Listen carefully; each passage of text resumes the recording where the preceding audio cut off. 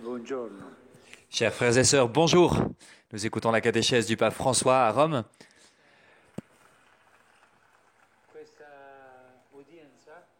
Le 24 janvier 2018. Cette audience a lieu à deux endroits qui sont reliés. Vous ici sur la place Saint-Pierre et dans la salle Paul VI, un groupe d'enfants malades qui se trouve donc dans cette salle. Ils vous verront à l'écran et vous les verrez également. Ainsi, nous sommes vraiment reliés et nous pouvons donc saluer ces enfants qui se trouvent dans la salle Paul VI. Il était mieux pour eux qu'ils n'aient pas trop froid. Voilà pourquoi ils sont restés dans la salle. Il y a 2 jours, je suis rentré de mon voyage au Chili et au Pérou. Applaudissons le Chili et le Pérou.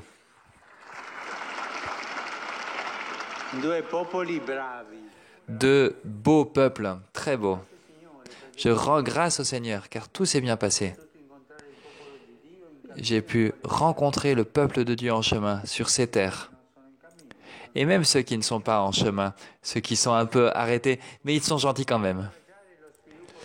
Et j'ai pu encourager le développement social de ces pays. Je renouvelle ma reconnaissance vis-à-vis des autorités civiles et de mes frères évêques qui m'ont accueilli avec une grande sagesse, une grande gentillesse et générosité.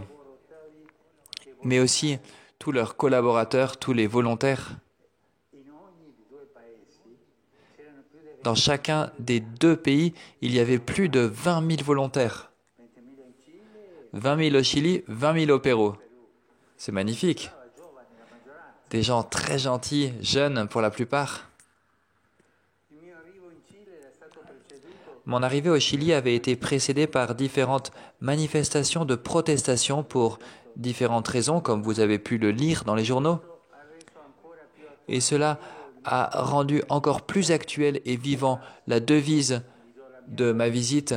Je vous donne ma paix, je vous donne ma paix. Ce sont les mots de Jésus adressés aux disciples que nous redisons à chaque messe, le don de la paix que seul Jésus ressuscité peut donner à ceux qui lui font confiance.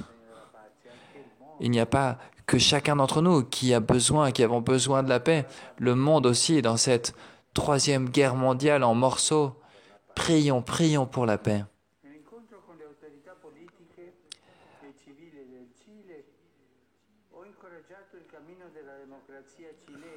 À la rencontre avec les autorités chiliennes, j'ai encouragé à la paix et à l'inclusion des diversités.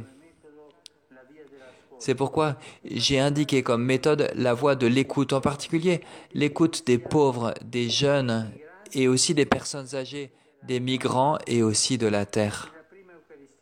Dans la première Eucharistie célébrée pour la paix et la justice, ont résonné les béatitudes, en particulier « Bienheureux les artisans de paix, car ils seront appelés fils de Dieu ». Une béatitude dont nous devons témoigner avec le style de la proximité, du partage, en raffermissant ainsi, avec la grâce du Christ, le tissu de la communauté ecclésiale et de toute la société. Dans ce style de proximité, les gestes comptent plus que les paroles. Et un geste important que j'ai pu accomplir a été d'aller visiter la prison de femmes de Santiago du Chili. Les visages de ces femmes, dont beaucoup étaient des jeunes mères avec leurs enfants dans les bras, exprimaient malgré tout beaucoup d'espérance. Je les ai encouragés à s'exiger à elles-mêmes et aux institutions un chemin de préparation à la réinsertion comme un horizon qui pourrait donner un sens à leur peine quotidienne. Nous ne pouvons pas penser à une prison sans cette dimension de réinsertion. Parce que s'il n'y a pas cette espérance de la réinsertion sociale, c'est une torture infinie. Quand au contraire, on le fait pour se réinsérer, Même ceux qui ont une peine perpétuelle peuvent avoir une réinsertion par leur travail, un contact avec la société.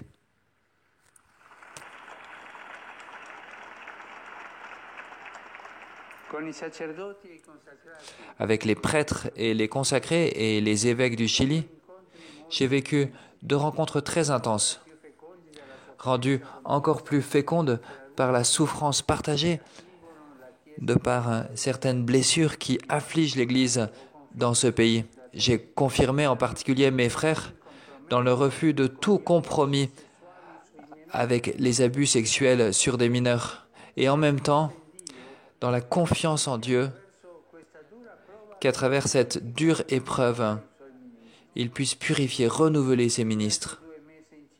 Les 2 autres messes au Chili ont été célébrées l'une au sud et l'autre au nord. Celle du sud à Araucanía, terre des Indiens Mapuche, a transformé en joie les fatigues de ce peuple, par un message de paix qui soit l'harmonie des diversités et par le refus de toute violence.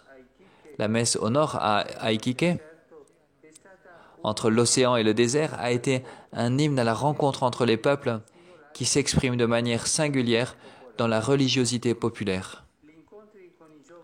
La rencontre avec les jeunes et avec l'Université catholique du Chili a répondu au défi crucial d'offrir un sens important à la vie des nouvelles générations. J'ai donné aux jeunes la phrase programmatique de San Alberto Hurtado « Que ferait le Christ s'il était à ma place ?» Et à l'université, j'ai proposé un modèle de formation intégrale qui traduit l'identité catholique en capacité de participer à la construction de sociétés unies et plurielles, où les conflits ne sont pas cachés, mais sont gérés dans le dialogue. Bien sûr, il y a toujours des conflits, même à la maison. Il y a toujours des conflits. Mais traiter les conflits, les traiter d'une mauvaise manière, c'est encore pire. Mais il ne faut pas non plus cacher les conflits sous le lit. Quand il y a des conflits qui viennent à la lumière, il faut en parler. Il faut les résoudre avec le dialogue.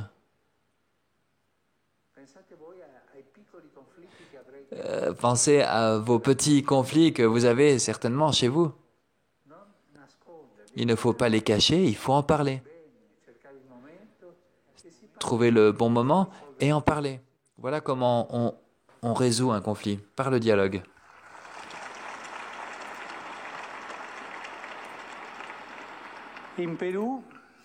Au Pérou, la devise de la visite a été « unis par l'espérance ».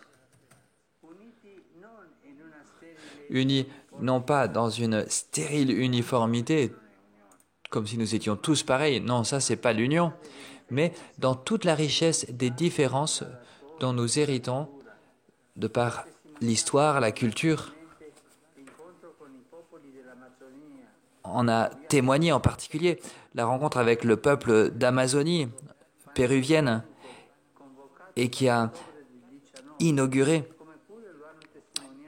le synode d'Amérique amazonienne qui aura lieu en octobre prochain.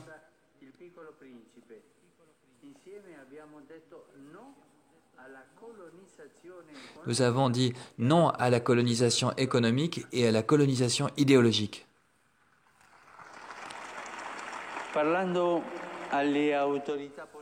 En parlant aux autorités politiques et civiles du Pérou, j'ai apprécié le patrimoine environnemental et culturel de ce pays et j'ai voulu parler des réalités qui le menacent, la dégradation écologique et la corruption.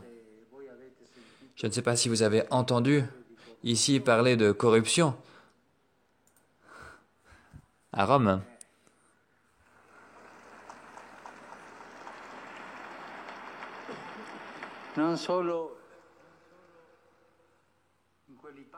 Pas seulement Il n'y a pas de la corruption seulement en Amérique latine, ici aussi. Et la corruption est encore pire que la grippe, elle est plus dangereuse. Mais elle s'immisce et elle ruine le cœur. La corruption ruine le cœur. S'il vous plaît, dites non à la corruption.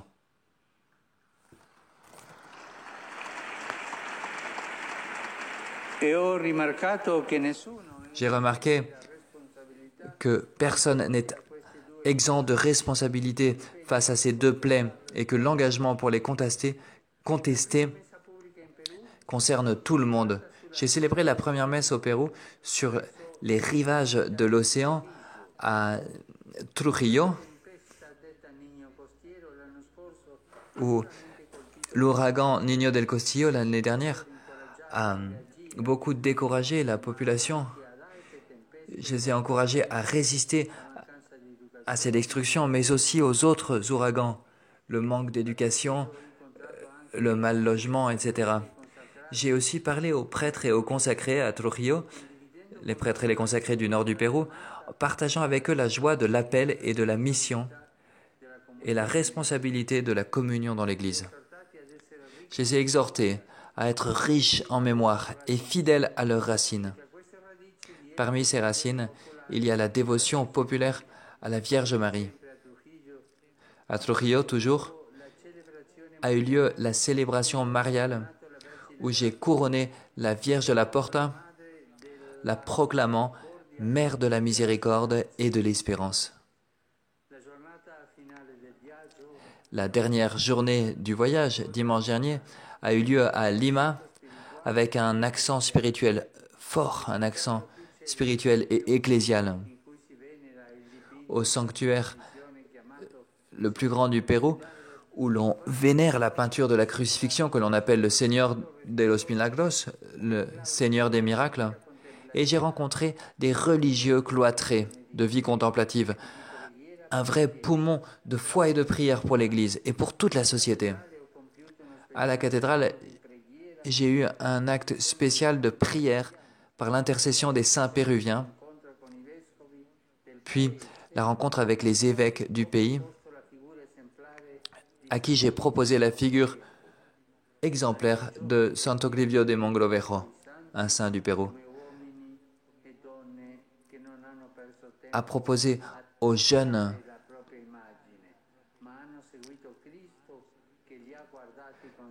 pour qu'ils soient des hommes et des femmes qui se laissent regarder par le Christ qui donne l'espérance. Comme toujours, c'est la parole de Jésus qui donne un sens plein à toute chose.